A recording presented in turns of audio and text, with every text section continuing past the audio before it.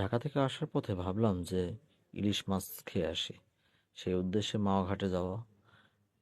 তো যেতে যেতে অনেক রেস্টুরেন্ট বাদে, তাই শুরু থেকেই আপনাদেরকে আমি সম্পূর্ণটাই একটু একটু করে বিশ্লেষণ করে বলার চেষ্টা করব। তো আমি আগেও গিয়েছি বেশ কয়েকবার। তো যেটা আমি গিয়েছিলাম ওটা খেয়েও অনেক মজা পেয়েছি। সুতরাং আজকে নিয়ত করেছি আমি আবার ওটাতেই যাব। কিন্তু যাওয়ার আগে দেখেন কতগুলো পাশাপাশি ইলিশের রেস্টুরেন্ট, আর এক একজন এমনভাবে ডাকছে যে ভাই কত পরিচিত, আসেন আমার কাছে আসেন, ফ্রিই খাওয়াবো। একজন তো ট্রেনেই নিয়ে যাবে এমন একটা ভাব। এই দেখেন সেই ব্যক্তি চলে আসছে, আসেন আসেন ডাকেন। যাই হোক, শেষ পর্যন্ত আমি এনাদের কারো কথাই শুনলাম না। না শুনে দেখেন কিভাবে ডাকতেছে। আপনারা গেলে আপনাদেরকেও ডাকবে, শুধু আমাকে একাই না। আমার গন্তব্য ছিল শখের হাড়ি। তাই শখের হাড়ির কাছাকাছি আমি চলে আসছি। এখনই এখানে ঢুকবো ইলিশ মাছ খাওয়ার জন্য। আমি শখের হাড়ির সামনে যে ডিসপ্লেটা, এটা আমার পছন্দ, কারণ সুন্দর একটা ঝর্ণা আছে। ঝর্ণাটাও আপনাদেরকে দেখাবো। ড্রাইভারকে বললাম গাড়িটা পার্কিং করে আসতে। এর মধ্যে আমরা চেষ্টা করবো যে ইলিশ মাছ কোনটা নেওয়া যায় বা কিভাবে খাওয়া যায়, তা সামনের ডিসপ্লেটা আপনাদের দেখায়নি। আপু মোটে সরেই না, একটু ভিডিও করতেছে, সাইড দিবে তাও দেয় না। যাই হোক, এই যে সেই সুন্দর ঝর্ণাটা, আর শখের হাড়ির সামনে অনেক সুন্দর করে ডিসপ্লে করা। শুরুতেই সুন্দর, খুব ভালো লাগে দেখতে। তারপরে দেখেন এখানে শুধু ইলিশ মাছ না, আচারও পাওয়া যায়।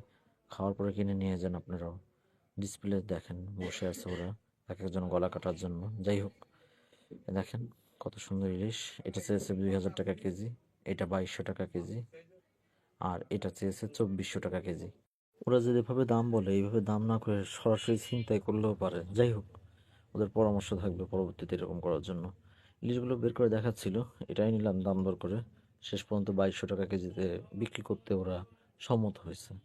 একটা ইলিশ নিয়ে মাপ দিলাম, 1245 গ্রাম। দাম আসছে 2739 টাকা। পরে এটাই আর কি, এই যে সরিষার তেলও দিয়ে দিছে, সরিষার তেলের দাম রাখে 180 টাকা। এটা দিয়ে আর কি আমাদের টোটাল ইলিশটা ভাজা হবে। আমাদের ড্রাইভারটা একটু আমাকে কোঅপারেট করলো, ইলিশটা জায়গা মতো নিয়ে গেল যেখানে কাটা হবে। তো কাটা এত সুন্দর করে এত স্বল্প সময় ওরা কাটে, এই কাটাটা দেখতেও দারুণ লাগে। আমি চাচ্ছি আপনাদেরকে পুরোটাই দেখানোর জন্য। আপনারা একটু ধৈর্য ধরে কষ্ট করে দেখুন, আশা করি ভালো লাগবে। যে বেশি ভালোবাসা দিবে ইনশাল্লাহ তাকেও একদিন ইলিশ খাওয়াবো। তো কাটার জন্য ভাই প্রস্তুত হয়ে গেছে, ইলিশ মাছটা সুন্দর করে ধুয়ে নিচ্ছে। হ্যাঁ কি, তারপরে তার মূল প্রসেসিং যেটা, মূল কাজ কাটার, সেটা শুরু করলো। দেখেন কি তাড়াতাড়ি আঁশ ছাড়াই ফেলতেছে, একদম খুব দ্রুততার সাথে। আমার দেখতেও আজব লাগে। রান্না বান্নার কাজে মনে হয় মেয়েদের থেকে পুরুষরাই এক্সপার্ট বেশি। আমি কী কারণে এক্সপার্ট জানি না, আমার কাছে অবশ্যই জিজ্ঞেস করে নিয়েছি ভাই কয় টুকরো করবো আপনার ইলিশটা। তো ইন্ডিয়ান এক দাদার কথা মনে পড়ে গেল। উনি 100 না 150 গ্রামের একটা মাছ 22 টুকরা না 21 টুকরা করে নিয়েছিল, ভিডিওটা ভাইরালও হয়েছে। মাছের পেটে ডিম ছিল, ডিমটাও বের করে স্টাইলটা দারুণ। তো আমি আবার লজ্জা পাচ্ছিলাম যে বলবো যে ভাই আমরা 4 জন আছি, 8 টুকরা করেন। লজ্জা রেখেই বললাম। তারপর আমাদের ডিমান্ড অনুযায়ী টুকরা টুকরা করে কেটে দিল সুন্দর করে। তারপরে আগে তো ধুয়েছে, পরে কাটার পরে সুন্দর করে পরিষ্কার করে ধুয়ে দিচ্ছে। মাছ কাটাটাও দারুণ লাগছে। তো মূল আকর্ষণটা হচ্ছে আসলে ভাজা, ভাজার স্টাইলটাও সুন্দর।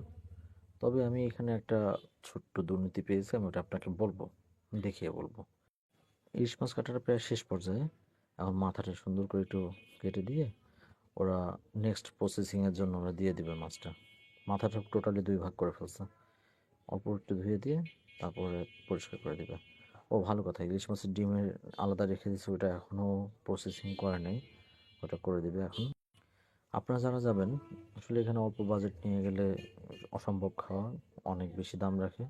দাম রাখলেও আপনার সব মিলিয়ে ভালোই লাগবে খেতে। আর ডিমটাও একটু পরিষ্কার করে দিল, ইলিশের যে ডিমটা। এখন একজন নিয়ে যাবে, এমনভাবে নিয়ে গেল মানে মাছটা ওই কিনে দিচ্ছে। যাই হোক, মাছটা পুরোপুরি ভাজার দায়িত্ব এই ভদ্রলোকের। এই যে দুর্নীতিটা দেখছেন, আচ্ছা দুর্নীতিটার বিষয়ে আরেকটু পরে বলি। কড়াইটা পরিষ্কার করে নিচ্ছে যেটা আর কি ভাজবে।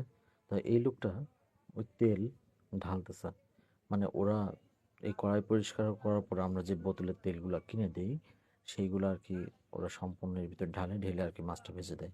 তো ঢালার স্টাইল থেকেই বুঝবেন যে ওরা কিছু না হলেও 50 থেকে 100 গ্রাম তেল বোতলের ভিতরে রেখে দেয়।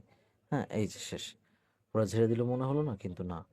পরে ওই নিচে বসে বসে ওই তেলগুলো গুছায় প্রত্যেকটা বোতল থেকে, গুছিয়ে গুছিয়ে 2-3 বোতল আমার সামনেই পড়ছে।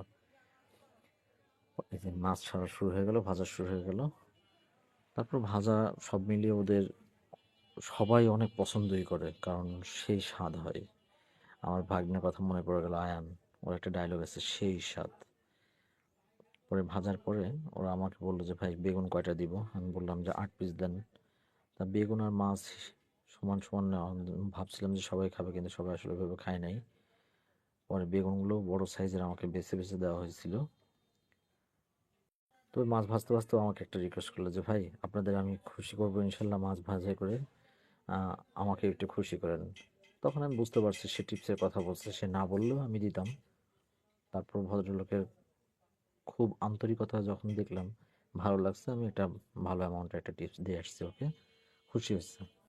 মাছের পাশ দিয়ে সুন্দর করে বেগুনগুলো সাজায় দিছে, এখন ভাজার প্রসেসিং চলবে।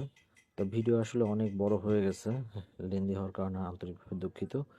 আমাদের বেগুন ভাজা, মাছ ভাজা সব কিছুই মোটামুটি কমপ্লিট। এখন ভর্তাটা বানাচ্ছে, দেখেন মাছের যে লেজটা ওইটা দিয়ে সুন্দর করে ভর্তা বানিয়ে দেয়।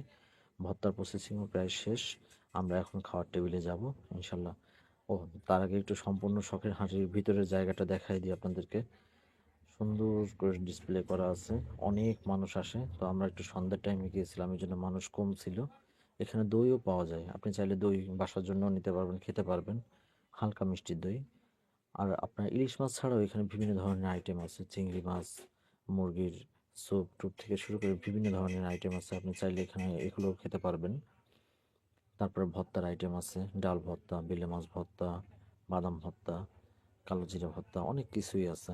সব মিলিয়ে অসাধারণ। খাবার টেবিলে চলে আসছে আমাদের, দেখেন কি সুন্দর করে সাজায় দিচ্ছে, ডিসপ্লে করে দিচ্ছে, ভালো লাগছে। বিশেষ করে ভর্তাটাও বেশি সুন্দর লাগছে, এত সুন্দর করে সাজায় দিচ্ছে যাতে ভিডিও বেশি না করলে হয় বলেন, একটু বেশি করে দেখে আপনাদেরকে। আমি ভিডিও করতেছিলাম, তারপরেও আমার পাশে ভাই ছিল, সেও সাপোর্ট দিচ্ছিল, সেও একটু সুন্দর করে ভিডিও করে দিছে। তো আসলে খাওয়াচ্ছে এগুলো দেখতেই বেশি সুন্দর লাগে। তারপর খাওয়ার স্বাদটা তো আছে, প্রকৃত ইলিশের স্বাদ নিতে গেলে অবশ্যই আপনাকেও যেতে হবে। ভালো থাকবেন সবাই। আর আপনারা আমার ভিডিও দেখে অবশ্যই লাইক কমেন্টস করবেন। আমরা খাওয়া শেষ করে আমরা এখান থেকে বের হয়ে যাচ্ছি এখন। তো সব মিলিয়ে অসাধারণ একটা অভিজ্ঞতা ছিল, আমিও বেশ কয়েকবার গিয়েছি আগে। আপনার সুযোগ হলে, সময় হলে অবশ্যই যাবেন, আপনাদেরও ভালো লাগবে। সবাই ভালো থাকবেন, আল্লাহ হাফেজ।